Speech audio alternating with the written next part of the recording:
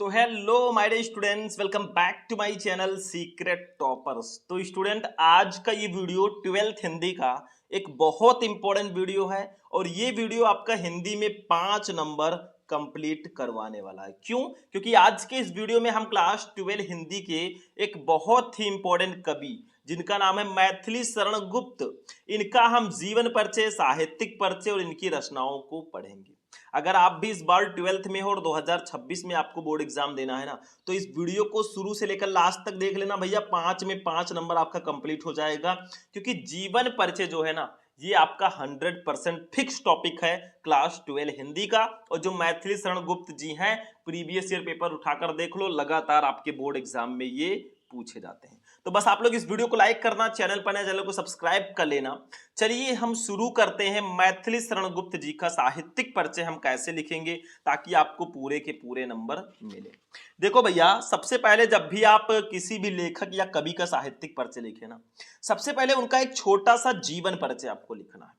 पहले आपको कॉपी जब मिली तो प्रश्नोत्तर संख्या आपने डाला, मैथिली शरण गुप्त हेडिंग डालना और एक छोटा सा हेडिंग आपको डालना है जीवन परिचय। जीवन परिचय में आपको लिखना होता है इनका जन्म कब और कहाँ हुआ, इनके पिताजी, इनकी शिक्षा और इनकी मृत्यु, इन सब के बारे में। फिर उसके बाद में साहित्यिक परिचय में लिखना है इन्होंने हिंदी साहित्य की सेवा कैसे की, किस प्रकार की इन्होंने रचनाएं की। उसके बाद में आपको रचनाएं लिख देना है। ठीक है, तो सबसे पहले हम क्या करते हैं, जीवन परिचय को खूब ध्यान से पढ़ते हैं। देखो, मैथिली शरण गुप्त जी का जीवन परिचय। राष्ट्र कवि मैथिली शरण गुप्त का जन्म सन 1886 ईस्वी में चिरगांव जिला झांसी में हुआ था। मतलब इनका जन्म 1886 ईस्वी में चिरगांव जिला झांसी में हुआ था। इनके पिता का नाम सेठ रामचरण गुप्त था। सेठ रामचरण गुप्त स्वयं एक अच्छे कवि थे और ये स्वयं भी एक अच्छे कवि थे, हमारे रामचरण गुप्त जी भी। ठीक है, घर पर ही इन्होंने शिक्षा का प्रबंध किया, जहां इन्होंने अंग्रेजी, संस्कृत और हिंदी का अध्ययन किया। मतलब इनके जो पिताजी थे सेठ रामचरण गुप्त जी, वो अच्छे कवि थे। अब भैया, कुछ संगत का भी असर होता है। आप किसकी कंपनी में रहते हैं, किसके साथ रहते हैं, उसका भी इफेक्ट पड़ता है कि आप आगे चलकर क्या बनेंगे। अगर आप किसी मिलीनियर के साथ रहते हैं, बहुत बड़े आदमी हैं, तमाम गाड़ियां हैं, किसी ऐसे माहौल में रहते हैं ना, तो आपके भी दिमाग में आएगा, यार ये गाड़ी मैं भी ला सकता हूं, क्या मैं ऐसा कर सकता हूं, तो आपके अंदर एक मोटिवेशन मिलेगा। अगर आप ऐसे रहते हैं अरे गरे बच्चों के पास जो घूमते टहलते रहते हैं, तो आपका भी वही आदत हो जाएगा। तो देखो, ये भी स्वयं बहुत अच्छे कवि हुए। घर पर ही इन्होंने शिक्षा का प्रबंध किया, जहां इन्होंने अंग्रेजी, संस्कृत और हिंदी का अध्ययन किया। घर पर ही, सोचो, सेल्फ स्टडी। जीवन के अंतिम क्षणों तक ये निरंतर साहित्य सृजन करते रहे और जीवन के अंतिम क्षणों तक, जब तक इनकी मृत्यु होने वाली थी ना, तब तक ये हिंदी का साहित्य सृजन करते रहे, हिंदी साहित्य को अपनी लेखनी ये देते रहे। ठीक है, और आखिर वो दिन आ ही गया मेरे भाई, 12 दिसंबर 1964, 78 साल की उम्र में लगभग इनकी मृत्यु हुई, को मां भारती का ये महान साधक पंचत्व में विलीन हो गया। और आखिर वो दिन आ ही गया जो एक दिन सबका आना है। 12 दिसंबर 1964 ईस्वी को मां भारती का ये महान साधक पंचत्व में विलीन हो गया। आखिरकार 12 दिसंबर को वो दिन आ ही गया। तो ये इनका जीवन परिचय था। आई होप कि आपको समझ में आ चुका होगा। साहित्यिक परिचय की अगर हम लोग बात कर लें मेरे भाई, तो देखो, साहित्यिक परिचय, गुप्त जी का झुकाव गीत काव्य की ओर था और राष्ट्र प्रेम इनकी कविता का प्रमुख स्वर रहा। मतलब साहित्यिक परिचय में हमें लिखना होता है इनका हिंदी साहित्य में कैसा परिचय है, मतलब हिंदी साहित्य में इन्होंने कैसी कैसी रचनाएं की हैं, कौन कौन सा इनको पुरस्कार मिला है, ये सब आपको लिखना होता है साहित्यिक परिचय में। ठीक है, तो गुप्त जी का झुकाव गीत काव्य की ओर था और राष्ट्र प्रेम इनकी कविता का प्रमुख स्वर रहा। राष्ट्र प्रेम इनकी कविता का प्रमुख स्वर है। राष्ट्र के प्रति प्रेम जो है इनकी कविता में काफी दिखाया गया है।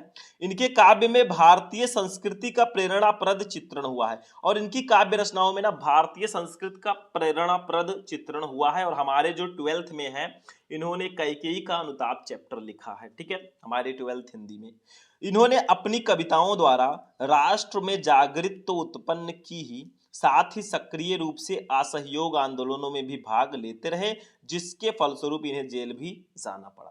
मतलब इन्होंने अपनी कविताओं के द्वारा राष्ट्र में जागृति तो उत्पन्न की ही, राष्ट्र में इन्होंने जागृति उत्पन्न की अपनी कविताओं के द्वारा। इसके साथ साथ ये सक्रिय रूप से, एक्टिव तरीके से असहयोग आंदोलनों में भी भाग लेते रहे।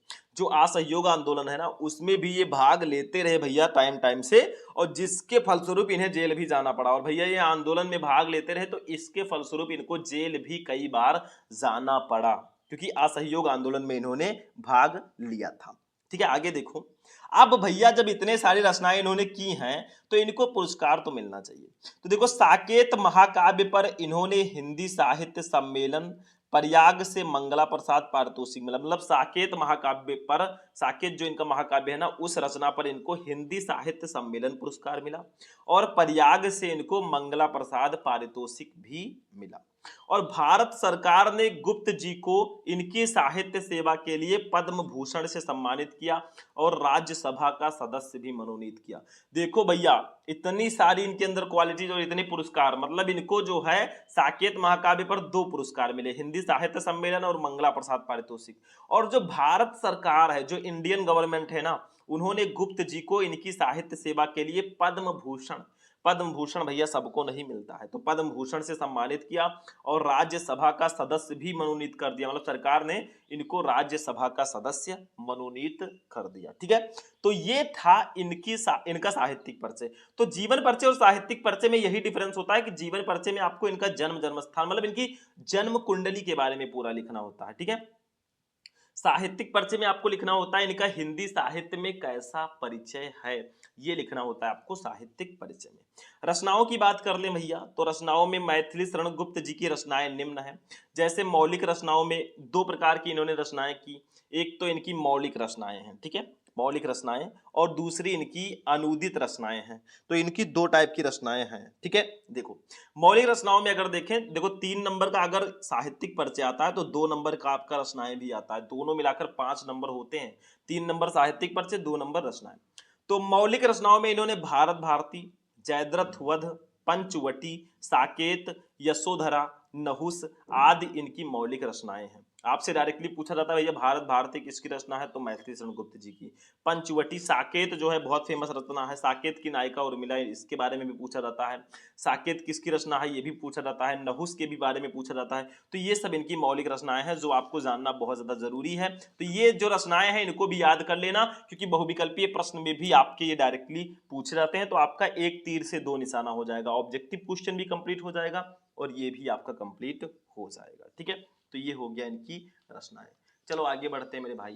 अब देखते हैं अनुदित रचनाओं के बारे में। 2 प्रकार की रचनाएं इन्होंने की है। अनुदित रचनाओं में मेघनाथ वध, ब्रजभाषा, ठीक है, वीरांगना, प्लासी का युद्ध आदि जो है इनकी अनुदित रचनाएं हैं। ठीक है, तो ये इनकी थी रचनाएं मेरे भाई, जो कि आपका 2 नंबर कंप्लीट कराएंगे। अगर टोटल जोड़ा जाए भैया तो 5 नंबर आपका कंप्लीट हो जाएगा।